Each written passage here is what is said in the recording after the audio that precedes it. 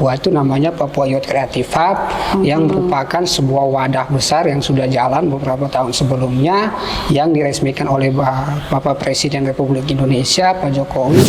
Masuk pertanian peternakan ya. Yes. Kalau untuk pertanian peternakan itu seperti apa? Pertanian peternakan itu cukup luas ya. Nah, artinya kita melihat bahwa potensi-potensi di NTT ini cukup beragam. Ada pertanian sapinya, kemudian ada hortikulturanya, dan mulai menjaring anak-anak muda untuk ikut-ikut event, baik itu di Kementerian Pertanian, Kementerian Pariwisata dan Ekonomi Kreatif, kemudian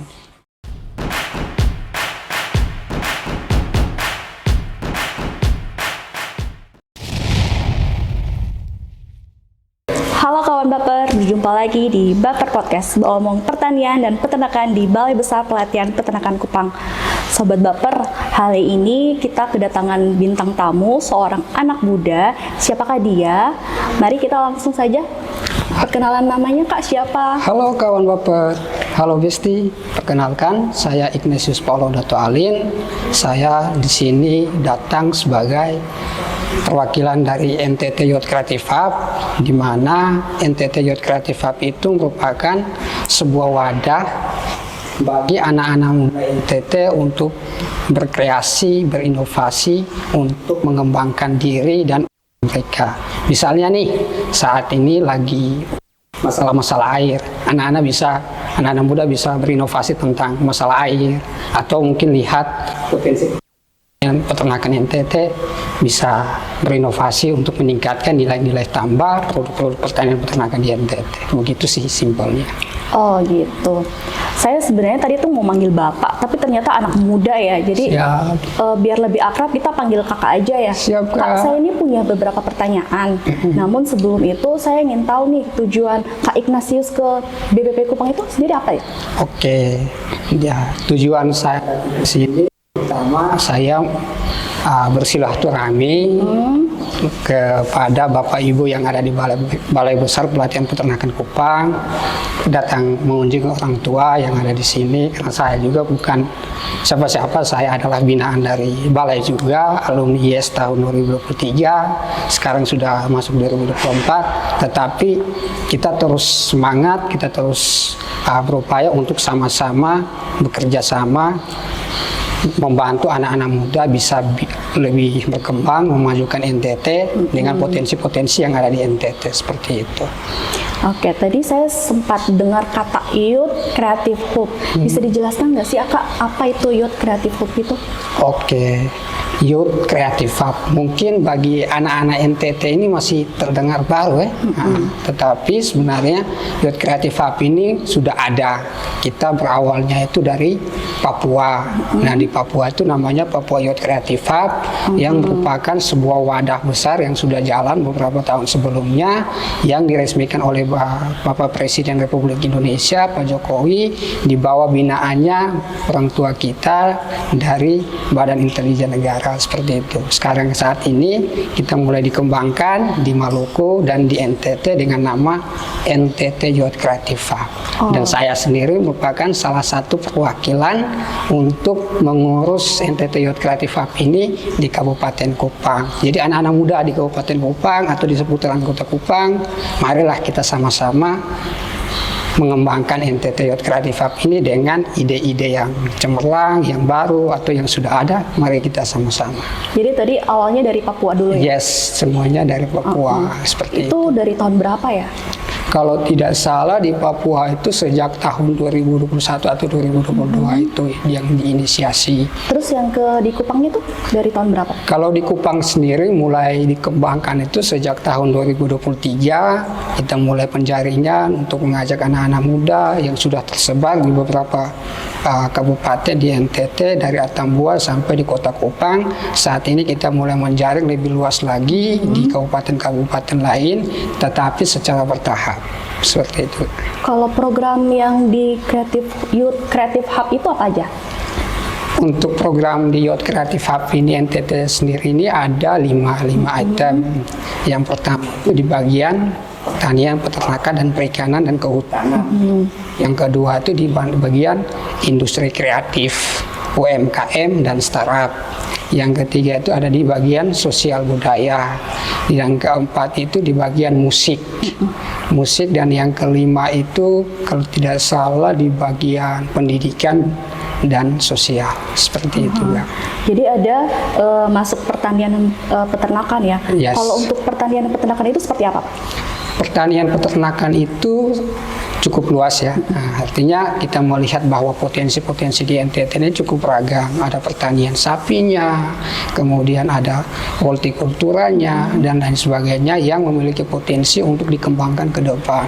Atau juga misalnya bisa sinergi antara pertanian peternakan perikanan yang membuat produk-produk bernilai tambah ke depan. Contohnya mungkin ke depan ada garam rumput laut gitu. Itu kan keren. Kalau objek yang di pertanian peternakan itu apa? Kalau objek pertanian peternakan ini cukup banyak.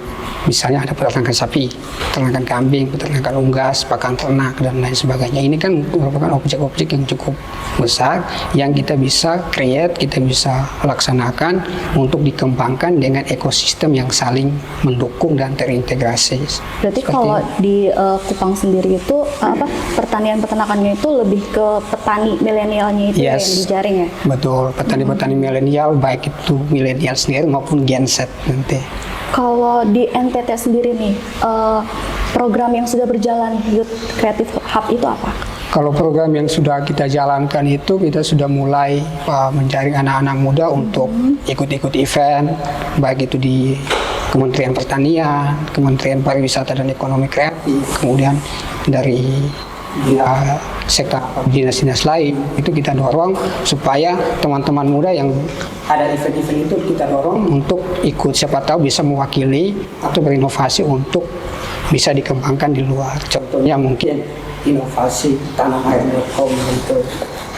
Ini kan bisa ke depan, di mana inovasi itu kan kalau tidak salah untuk mengatasi krisis air NTT. Nah ini kan kita bisa kembangkan juga. Nah kalau di Kupang sendiri itu setelah penjaringannya, apa target yang diharapkan dari anak-anak muda tersebut? Yang pasti target untuk anak-anak muda itu satu ya, mereka bisa mengembangkan dirinya, baik secara skill maupun dari skala ekonomi. Yang pasti NTT Youth Creative Hub ini akan lebih menjurus ke ekonomi, pemberdayaan ekonomi. Jadi anak-anak muda itu bisa cuan, gitu. Jadi seperti wadah yang untuk menyalurkan bakat-bakat anak muda gitu ya. Terus kalau untuk cara bergabung sendiri di Youth Creative Hub itu seperti apa, Kak? Kalau cabang bergabung saat ini kita cukup ya milenial banget ya istilahnya, atau Gen Z banget, anak-anak muda potensial yang punya inovasi, punya kreativitas atau punya karya yang saat ini butuh wadah, butuh bisa berkomunikasi dengan teman-teman kita bisa tektokan, oh sudah kita gabung, kita tektokan. Itu aja sih, simpel-simpel aja. Kalau untuk kantornya di mana, Kak? Siapa tahu nih ada kawan baper yang minat bisa langsung ke kantor Youth Creative Hub. Baik, untuk kantor sendiri kita saat ini dalam persiapan untuk pembangunan yang sementara disiapkan, tetapi kita punya sekret. Iya. Nah, sekret itu ada di Kota Kupang dan juga ada di Balai Besar Pelatihan Peternakan Kupang. Seperti itu. Kalau di Kota Kupang sendiri itu di Jalan Isnoni, kalau di depan kantor Wali Kota Kupang NTT, dari Tamnos itu ada di situ di wadahnya Trinity Academia. Bisa di-share, Kak, kontak yang bisa dihubungi, siapa tahu ada minat nih dari kawan baper semuanya.